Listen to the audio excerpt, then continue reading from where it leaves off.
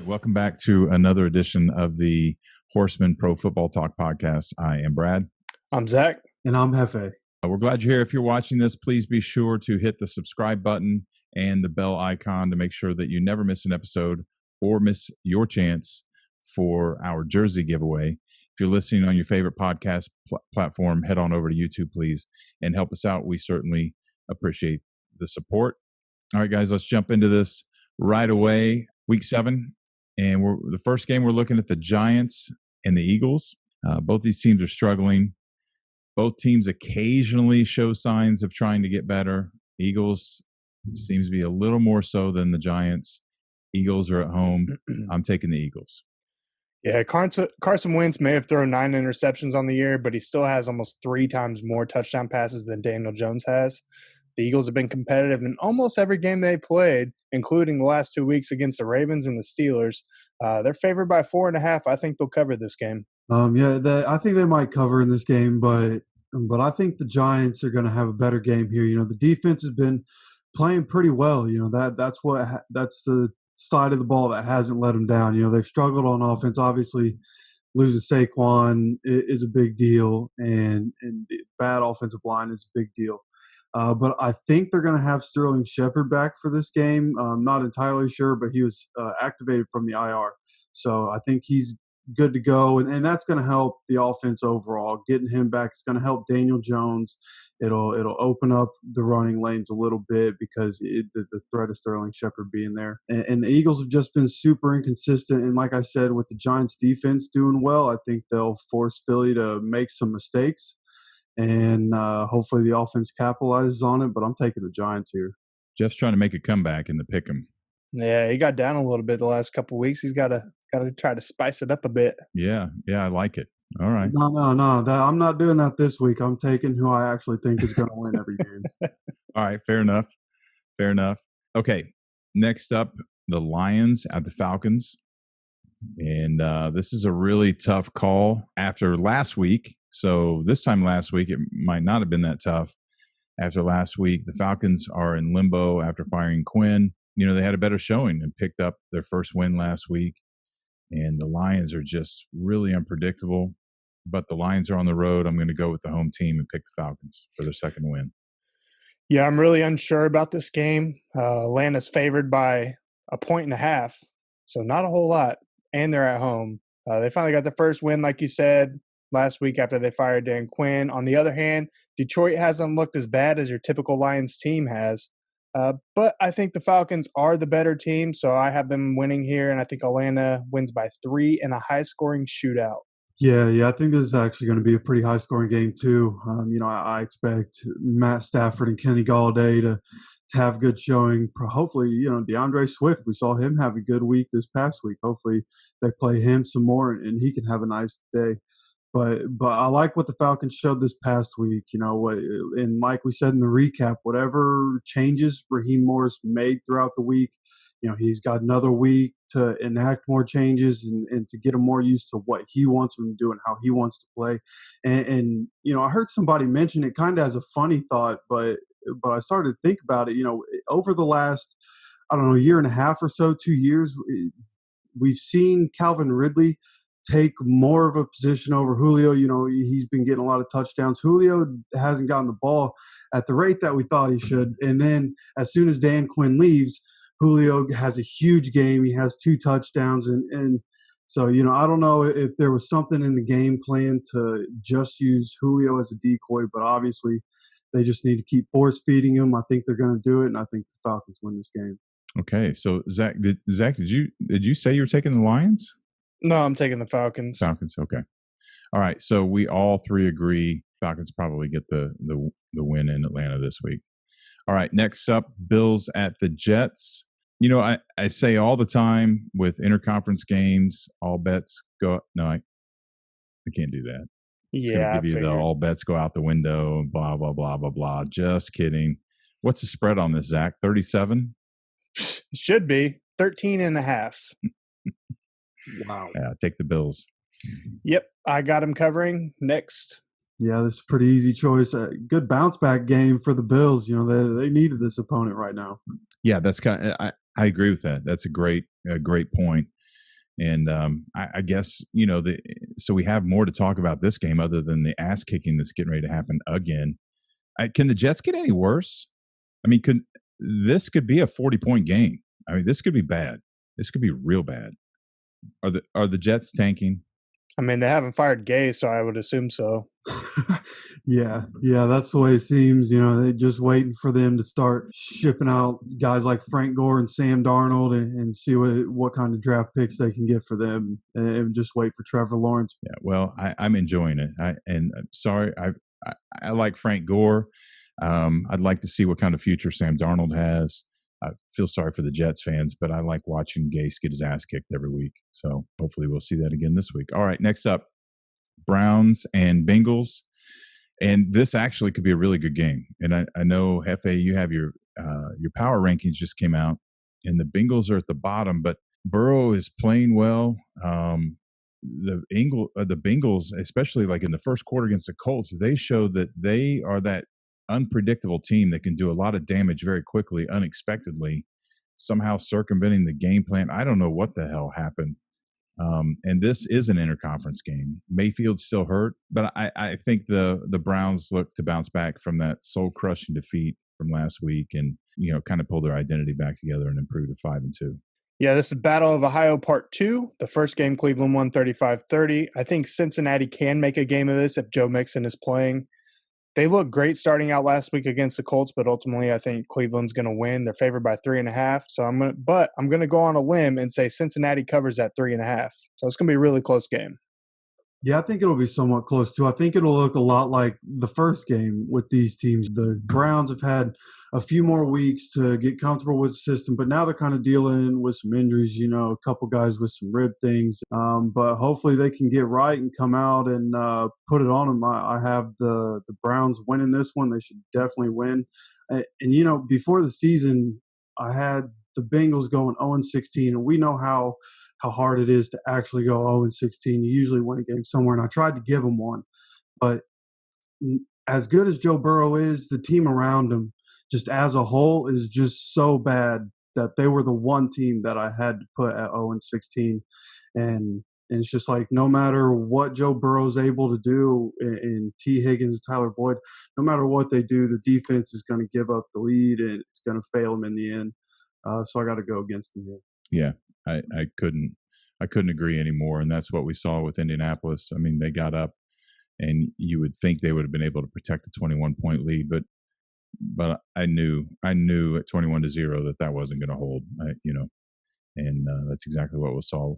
So I agree with you. And speaking of the Browns, there's breaking news as of right now with Odell Beckham. And LSU has issued self-imposed penalties for rules violations. And I guess, there's an investigation. It was a self-investigation maybe for a couple of years. And they're hoping the NCAA is happy with what they've done. They've sacrificed 4 scholarships this year for next year. And then the year after for the next 2 years, they've a total of 8 scholarships.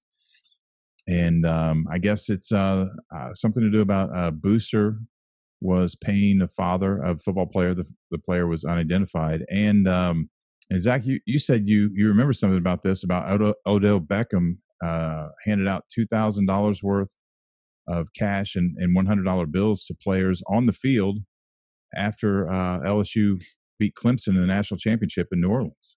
Yeah, I remember. I mean, I'm getting old, so my mind's slipping. But I do remember at the end of the championship game last year, Odell down there going crazy, just throwing money like it's nothing. And I remember sitting there thinking, like, oh, that's going to cause a problem. Like, this isn't the pros. These kids can't be around that. They can't be snatching up money like that. So it's finally coming around. So my question is, Booster played a football player. Who knew about it? This is why I don't like Pete Carroll. This is why I don't like John Calipari. These coaches come in and they know the shit's going on. Now, I'm not going to accuse Ed of knowing this was happening. But one of two things happened. Either he knows it's happening and he's complicit, or he's an idiot and doesn't know it's happening. And I guess that's harsh. I shouldn't call him an idiot. I mean, stranger things have happened. I just can't see you keeping a head coach out of the loop unless he wants to be out of the loop in this kind of situation. And I certainly don't mean to put Ed Orgeron at it's Orgeron. How do you pronounce that? Orgeron, Orgeron. something I like certainly that. don't mean to put him in the category with Pete Carroll and John Calipari, but these guys do this to these programs, and then they walk away and they go work somewhere else. Pete Carroll in the NFL and Calipari just jumping around all over the place, different programs. So I'm curious to see, is LSU being forthright with this kind of self-imposed penalty, or are they just trying to placate the NCAA to keep them out of their business because there's more going on? Is the coach involved? At any rate, even if the coach is not involved and it's just a booster being a dumbass, which is quite possible, it puts a stain on this program, and it's unfortunate. Yeah, I wonder if they're going to make them vacate the national championship. That's a great question. And a booster payment to a player may get the NCAA involved enough to try to uncover enough to make that happen. I don't know. I guess the point is, with all the speculation, because we don't know, which is why, again, I don't want to put this guy in that category and say he's guilty of anything, because we don't know. This probably is just the beginning of what's getting ready to happen to LSU, in my opinion. Yeah, it's a shame to see. I hate seeing the fallout from this kind of stuff in college athletics, because I love watching college athletics. I think it's awesome, but some of the restrictions that the NCAA have on the players and such, I disagree with, which we could save that for another day. But yeah, it's just unfortunate to see this kind of fallout. And if they do have to vacate their title, it's sad to see that happen too.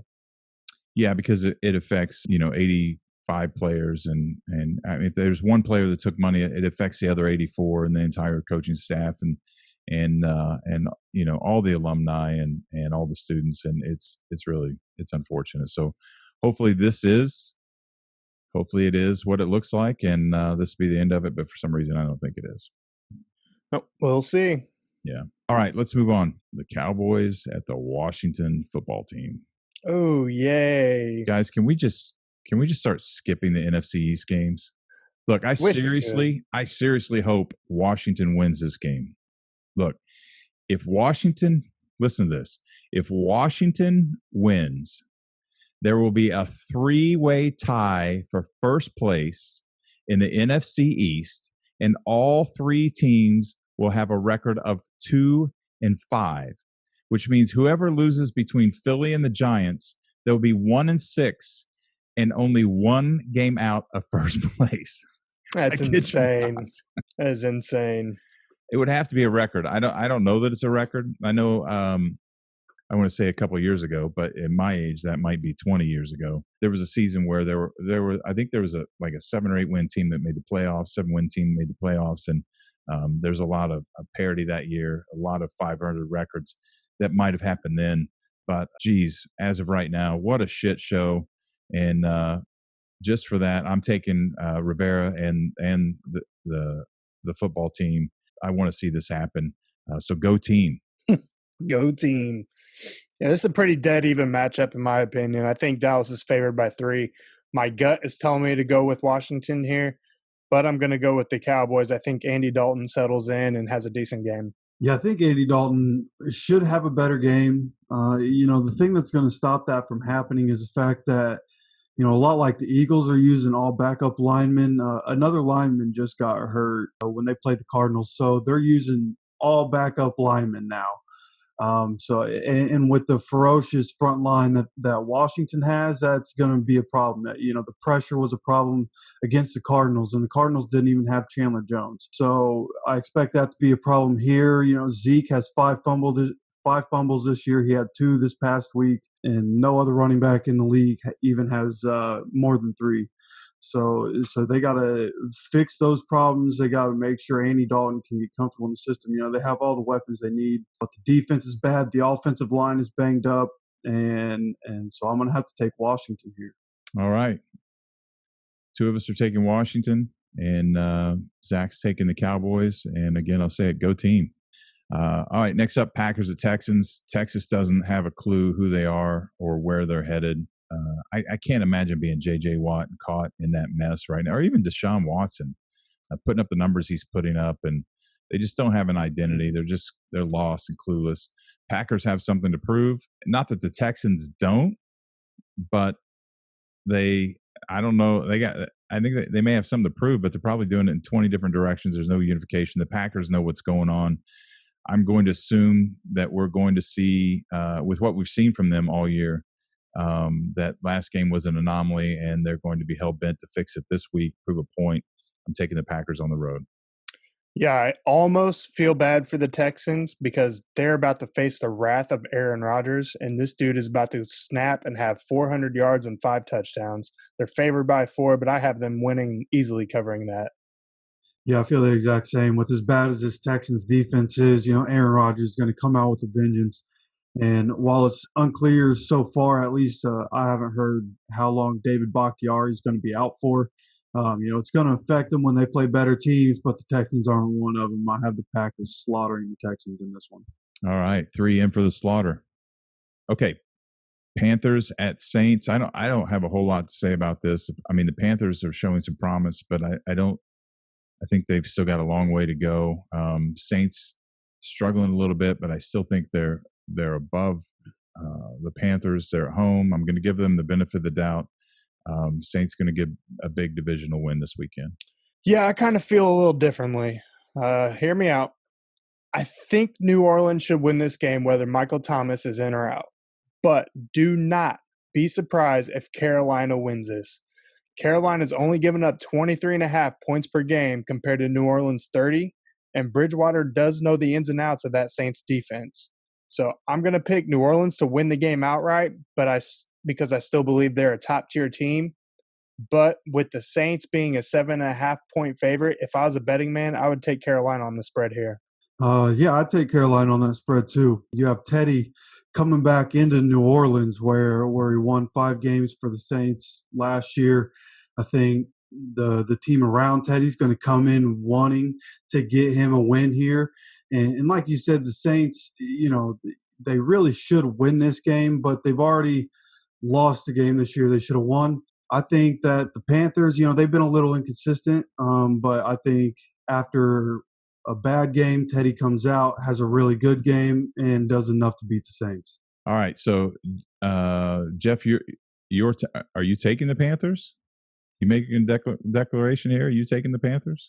Yep, I'm taking the Panthers. Okay. Yep. All right, and I'm taking the Saints, and Zach is saying that the Panthers will cover. Yes, but taking the Saints to win. Taking the Saints to win. Okay. All right, Steelers at Titans. We didn't talk about it. Is this our game of the week? It's got to be. It's the battle of the unbeatens.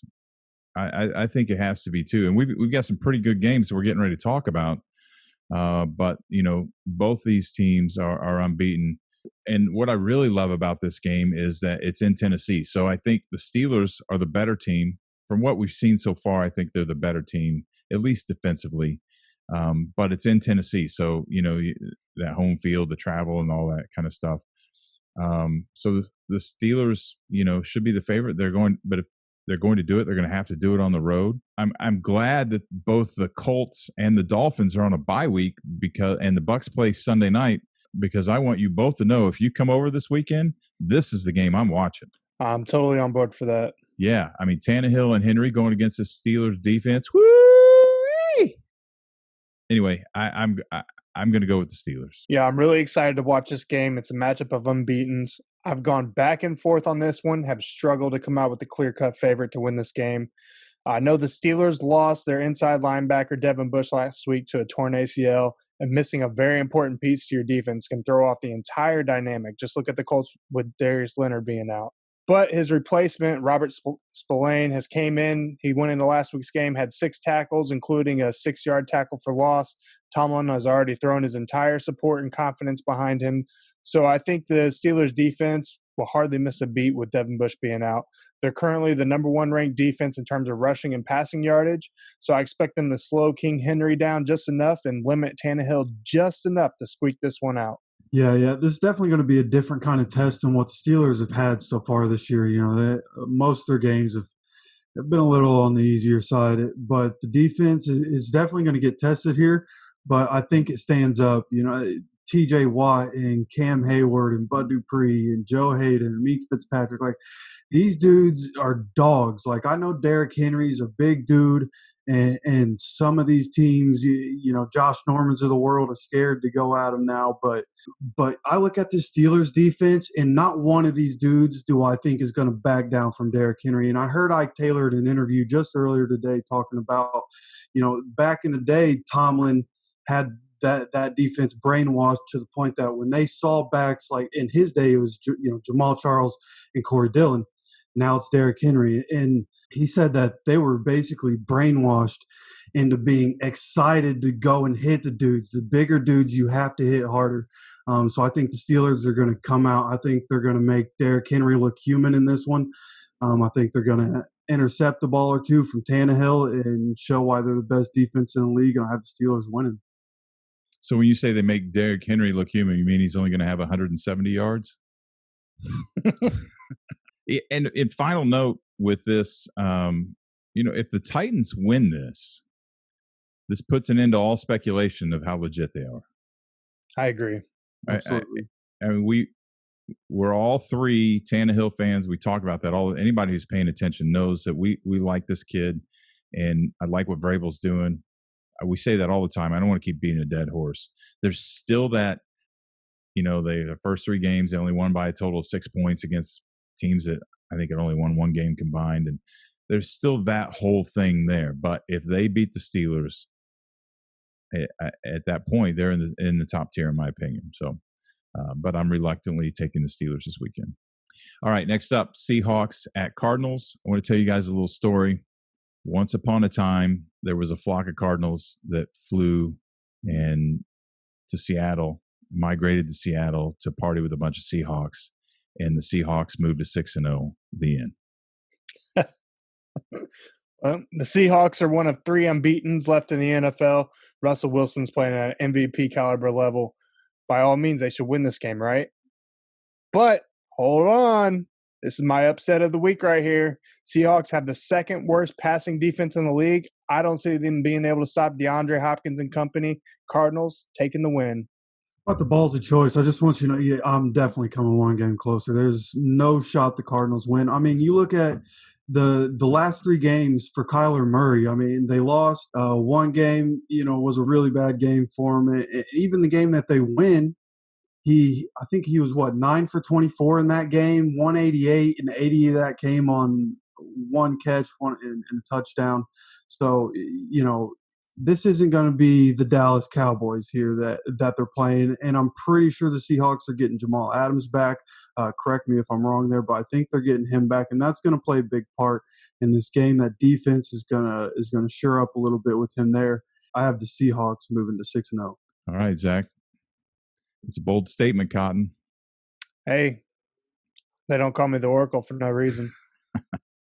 If anything, I mean, obviously, I agree with FA, but if anything, I mean, the Cardinals are bipolar, and it certainly, I would be shocked, but I wouldn't be that shocked for very long. Seattle's only a 3.5-point favorite, so. Yeah. Well, that whole interdivision thing. Oh, all right. Speaking of interdivision, Chiefs at the Broncos. The Chiefs have shown some vulnerability. The Broncos have showed some signs of life, especially defensively. But the Broncos aren't the Raiders or even the Chargers, and the Chiefs should move to 6-1. Yeah, Denver surprised us last week with the win over New England. Kansas City's a 9.5-point favorites here. I have them winning by at least 10. I think it'll be closer than that. The Broncos, their defense is good enough to at least keep it somewhat close. This game should not get laughable. I don't think it will. It'll be interesting to see how the Chiefs use Le'Veon here. Maybe they stumble a little bit trying to force him the ball. You never know how that goes. But, I think the Chiefs win this one, but I think it's going to be closer than some people may think. Okay. But we're all taking the Chiefs. All right. Next up, 49ers at Patriots. Geez, I don't know. So this is one of those games that there's so much to this, and I just run all over the place, back and forth. I know I'm overthinking it. I mean, I believe in what Shanahan's doing. I know that it looks promising despite all the injuries. But and not really despite the injuries, in spite of the injuries, which is a big deal, but there's this whole thing about Beelzebub being at home. It keeps pulling me back. And I think that's like old stuff I can't let go of. But these aren't your dad's Patriots. Wait, what? Anyway, out with the old, in with the new. I'm going with Shanahan and the Niners. Yeah, as you always say, you can't count out the Patriots and Belichick at home. But the Niners are getting healthy, and they're capable of beating almost anybody when they're healthy. New England has lost their last two, and 2-4 looks a hell of a lot better than 3-3 does. Niners with the upset victory in Foxborough. Yeah, I'm actually surprised that this is a upset kind of thing. I'm taking the 49ers here too. The Patriots just don't show signs of life on offense outside of Cam, and obviously, if you take away the things that Cam can do, then the offense isn't going to do anything. Julian Edelman isn't doing anything. N'Keal Harry isn't doing anything. Sonny Michel isn't doing anything. And with the offense sputtering, the defense, they can only do so much. If they're on the field for 35 minutes, they're going to get tired. They're going to give up points. They're going to give up yards. And so I think, the 49ers come in and run the ball right down their throat in this one and keep them on the field for 35 to 40 minutes and win. All right. So we're all taking the Niners. I bet old Tom Brady feels good right about now. What do you think? Oh, yeah. Sitting down here in the nice Florida sunshine, watching the train wreck happen up north. Yeah, for sure. So, all right. Next up, speaking of, here in Tampa Bay, the Bucks at the Raiders, the revenge of Chucky. Looking forward to this game. Also, and this is the other game that I could have considered for game of the week if it wasn't for both Pittsburgh and Tennessee being unbeaten. I can't believe I'm saying this, but I might go with the Raiders on this one. Oh, didn't even see it coming. Yeah, it's another very interesting game I'm excited to watch. The Raiders' most recent game was a impressive win over the defending Super Bowl champs. But I think their bye will actually hurt them here. I think the Bucks have finally found their true identity after embarrassing the Packers last week. So I expect them to play like the team we believe that they are from here on out. So I got Tampa Bay taking this one. I would have liked to have taken the Raiders here, and I think that they can definitely make it competitive. They definitely showed that they can compete when they beat the Chiefs. But right now, when the Bucks are healthy, we saw when Chris Godwin was in the offense, they were able to just move the ball. They couldn't be stopped. And so as long as there's more people to throw to, Gronk was getting more involved too. I think Fournette might be back this week finally. And Ronald Jones has had 3 100-yard games in a row. So, the offense is moving right now and they're getting healthier, and the defense is playing outstanding right now. And so, while I think Derek Carr won't have a terrible game here, I do think Josh Jacobs will get bottled up, and I think that that'll affect the play action in that whole gig. So I'm taking the Buccaneers here. All right, so I might take the Raiders, and you two are taking the Bucks. The jury's still out with me, but I've just got this upset feeling, and I know you guys know what I'm talking about.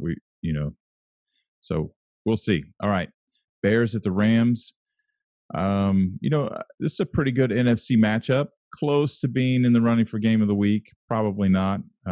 Maybe a distant third. Either team could win this game, and it kind of depends on which Rams team shows up. And but that Bears defense is nasty. But truth be told, I haven't picked who I think is going to win this game yet.